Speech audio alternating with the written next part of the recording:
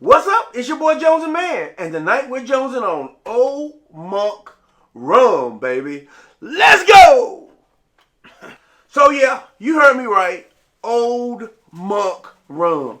Now this bad boy has been in the stash. Now at this point, with losing 22, I'm not the only person that felt like we lost the whole year of 2020. Okay, I'm not the only one. I paid $24, $24.95. I got it from Myrtle Beach, South Carolina, and it has been a couple of years that this has been sitting on the shelf, waiting to be cracked. So let's pull it out so y'all can see how sexy. I mean, the box is nice, but the bottle is really what captivated me. Let me get it out a little. Let me set it up so y'all can see how she looks in all her glory. Yeah. What do you think? What do you think? I've been waiting to crack into this one. So this is Old Monk. I already told you the price, about $25. This is an Indian rum. So this is the first Indian rum I've done. And the cool thing about Old Monk is that it's a rum company that never really advertised. It was actually at one point India's top selling rum. So in 1884, there was a Scotsman who went to India and opened a brewery. I think it was their first brewery. And he sold cheap beer kind of all the way around. Well, later that distillery, or that brewery was actually sold to, in 1954, that brewery was sold to the Mohan Meakin, I'm probably saying that wrong, which was an Indian company. And then they converted it to a distillery and started producing this dark rum, which is Old Monk. And from the time of its production, because of a couple of major factors. One, it was aged for 7 years, so it was a quality rum that was produced. Two, the price point was a greatly, I just said $24, and I'm saying that, a couple of years back. So the price point was a quality price point, so it was affordable. They distributed a lot to the military in India, and just local consumers were on that rum. It was such a top-selling rum that the closest competitor was McDowell's. I think about that. I think about Coming to America, the McDowell's. McDowell's, they had a celebration rum, and that was the closest competitor, or the number 2 in India. And they were selling not even half of what Old Monk was selling. I think that's pretty doggone impressive.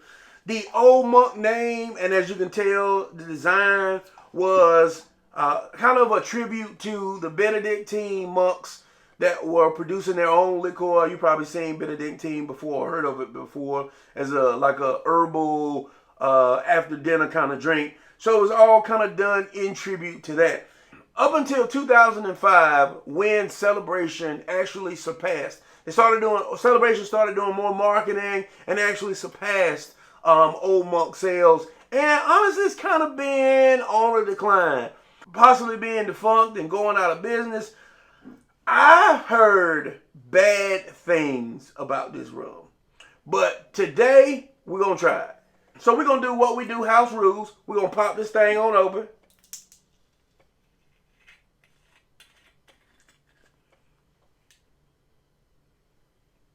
And I'm gonna pour us house rules. Gonna pour us a neat pour, and I'm gonna pour us a pour on the rocks. Right on the nose, man.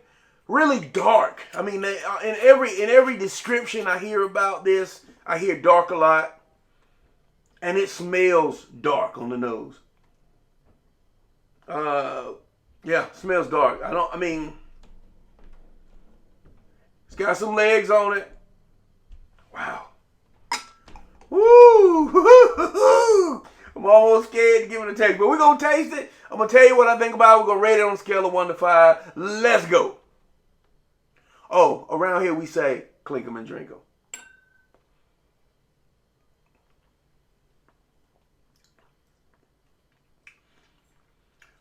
Woo. All right, I didn't mention the proof. In the past, the proof was 40+%, 42, I believe. Oh, the percent was 42, so proof was 84. Let me see if I can find it. Nope, this is back down to 80 proof. So while it is not high proof, it actually drinks pretty smooth. I get a little heat, a little residue heat on the tongue.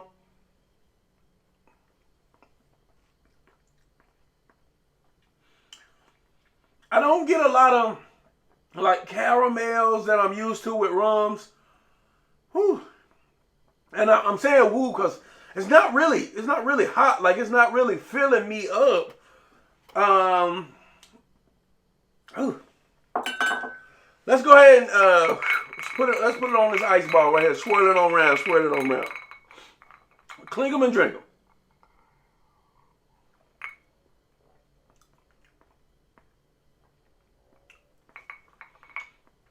Okay.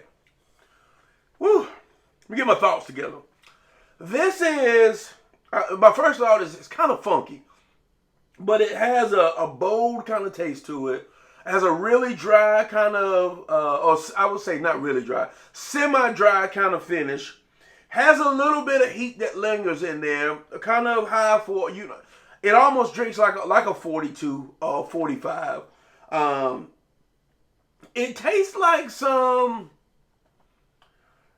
older rums, or more, and I shouldn't say older rums, but it tastes like some higher proof rums. It reminds me a little bit of a Dominican rum, like a Brugal kind of. It's a different experience. You know, I'll be the first person to say that rum has a full spectrum. You know, from sweet to really, really dry. It has a hint of sweetness, but I'm gonna put it over here on the drier kind of side. Wow. I'm still feeling it. I really don't know what to do with this. I don't know what to make of this. I'm gonna go back to it again. Like on the nose, you get a lot of alcohol, and then this dark chocolate, like cacao. You know, like when you open one of those candy bars.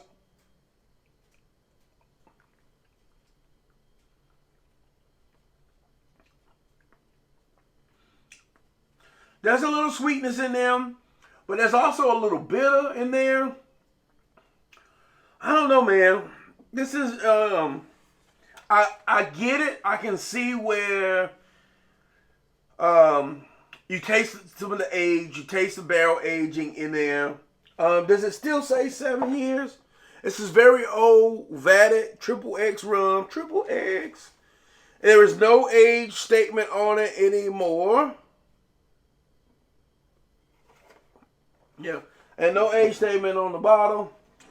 I don't know, man. I would definitely say this is not for the faint of heart. It reminds me a lot of Brugal. Kind of aggressive. Brugal is very aggressive. Maybe in cocktails that stands up really well because you still, the rum aspect and the alcohol aspect will definitely shine through in this. But it is, for me, not a sipper. For me, it is like there's a full Old Monk head bottle of this, and I think that's kind of like the XO version. I'm not gonna buy it unless I don't think I want to buy it. No, man, I'm not. I was hoping that this was gonna be better, and I'm not saying like like I heard it was trash, and I'm not gonna say it's trash. There's some redeeming qualities about this. It has a good mouthfeel to it, other than the dryness on the end. It is balanced throughout.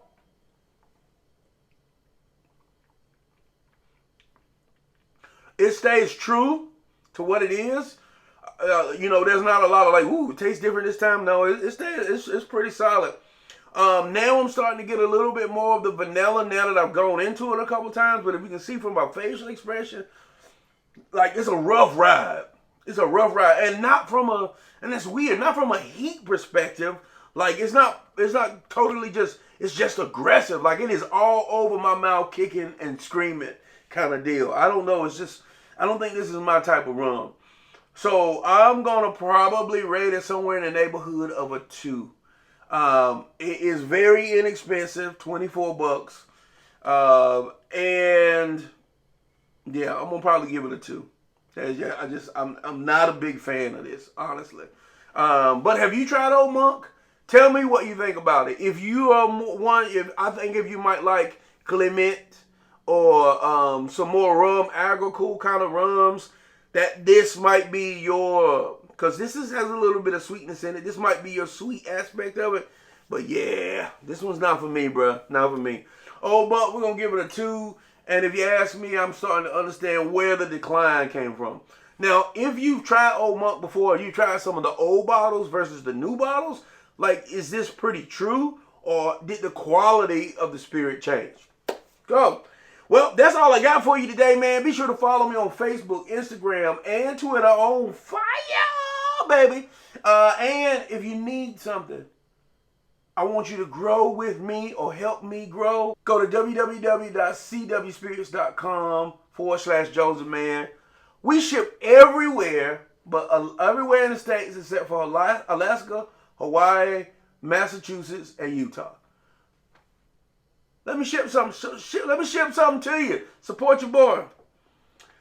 Whew, that's Old Monk. See you next time. Click 'em and drink 'em.